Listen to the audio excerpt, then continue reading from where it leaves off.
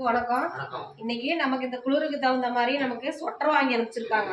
சேலத்தை சேர்ந்த திரு ரவி அவர்களின் தம்பி லோகு அவர்களின் பொண்ணு முனைவர் திரு தாமரை செல்வி இங்க இருக்காங்க பாத்தீங்களா, ராஜமாயா அவங்களுடைய அண்ணன் பேத்தி அன்னைக்கு வந்திருந்தாங்க தெரியுங்களா.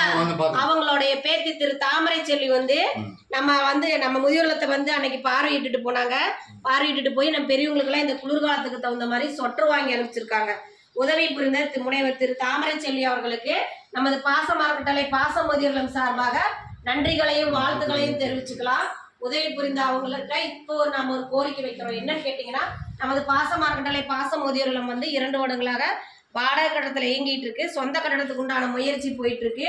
அதுக்கு தங்களால் முடிஞ்ச உதவி செஞ்சு தருமாறும், நீங்க மட்டும் இல்லாத உங்க உறவினர்கள் நண்பர்கள் நீங்க ஒர்க் போற இடத்துல சொந்த தொழில் செஞ்சா அங்க வர வாடிக்கையாளர்கள்ட்ட எங்க முதியோர்லத்தை கொண்டு சென்று எங்களுக்கு கூடிய சீக்கிரம் சொந்த கட்டடத்துக்கு அமையறதுக்கு உண்டான உதவிகளை தங்களால் முடிஞ்ச உதவிகளை எங்களுக்கு செஞ்சு தருமாறு கேட்டுக்கிறோம். இந்த நேரத்தில் இந்த குளிர்காலத்துக்கு தகுந்த மாதிரி எங்களுக்கு சொட்டர் வாங்கி கொடுத்த உங்களுக்கு எங்கள் பாச மரக்கட்டளை பாச முதியோர்லம் சார்பாக நன்றிகளையும் வாழ்த்துக்களையும் தெரிவிச்சுக்கிறோம். வாழ்க வளத்துடன்.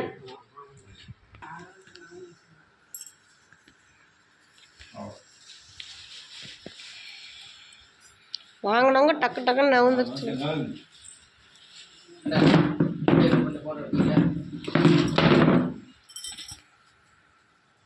கட் பண்ணிட்டா